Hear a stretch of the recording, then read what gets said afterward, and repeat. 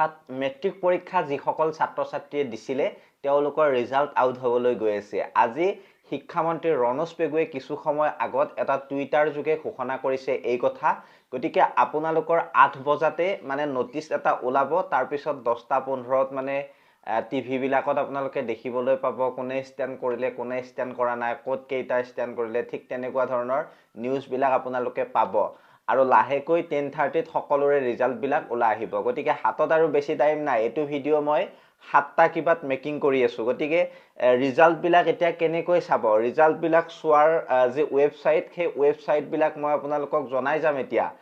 প্ৰথমতে আপোনালোকে যিটো সেবাৰ অফিচিয়েল ৱেবছাইট আছে সেই অফিচিয়েল ৱেবছাইটতে মানে ৰিজাল্টবিলাক ল'ব পাৰিব। আৰু 2-3টা ৱেবছাইট আছে সেইবিলাকতো আপোনালোকে ল'ব পাৰিব। ডেছক্ৰিপশ্যনত মই ধুনীয়াকৈ দি থৈছোঁ।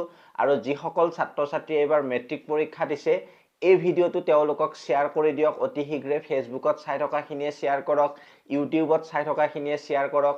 মন্ত্ৰী ৰণোজ পেগুৱে এই যিটো টুইট, এই টুইটটো দিছে। গতিকে সকলোৱে ৰেডি হোৱা ৰিজাল্ট ল'বলৈ। কোনে কোনে কিমান পাৰ্চেণ্ট পালা, যদি ভিডিঅ'টো পিছতো চাই আছা কমেণ্ট ছেকশ্যনত কমেণ্ট কৰি জনাবলৈ নেপাহৰিবা।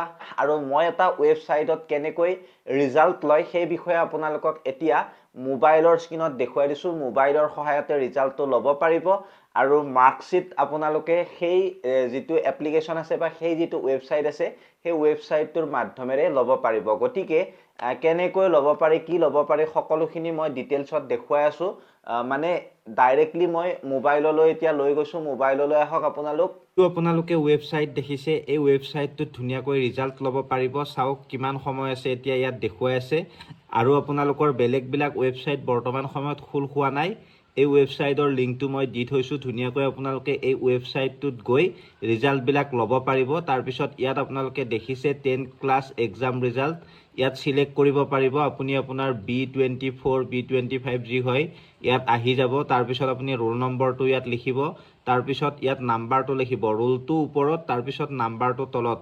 তাৰপিছত ধুনীয়াকৈ আপোনালোকে ইয়াত চেক ৰিজাল্টত ক্লিক কৰি দিব। মাৰ্কশ্বিট সহ আপোনালোকৰ ৰিজাল্ট ওলাই আহিব। গতিকে ঠিক এনেকুৱা ধৰণে আপোনালোকে ৰিজাল্টবিলাক ল'ব পাৰিব। আৰু ৱেবছাইটবিলাক দিয়া আছে, সেই ৱেবছাইটবিলাকত গৈও আপোনালোকে ৰিজাল্ট ল'ব পাৰিব। যদি আপোনালোকে এই ৱেবছাইটটো প্লে ষ্ট'ৰত বিচাৰে, প্লে ষ্ট'ৰত এভেইলেবল আছে। গুগল প্লেত আপোনালোকে মাৰি দিব, ইয়াত মানে আহি যাব ধুনীয়াকৈ। আৰু যদি আপোনালোকে ফাৰ্ষ্ট ৰিজাল্ট বুলি আপোনালোকে মাৰে গুগল প্লেত, আপোনালোকে প্লে ষ্ট'ৰত ধুনীয়াকৈ আহি যাব। আৰু এপল ষ্ট'ৰতো এইটো এভেইলেবল আছে। গতিকে আপোনালোকে য'তে বিচাৰে, যিটো ফোনতে বিচাৰে ল'ব পাৰিব। জাষ্ট ফাৰ্ষ্ট ৰিজাল্ট বুলি আপোনালোকে চাৰ্চ কৰিব, ধুনীয়াকৈ আহিব। সেবা ৰিজাল্টতো আহিব।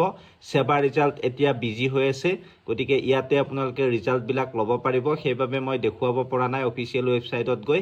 আৰু ইয়াতে আপোনালোকে পাই যাব বুলি মই ক'লোঁ, যিহেতু আপোনালোকে পাবই। গতিকে চিন্তা কৰিব নালাগে।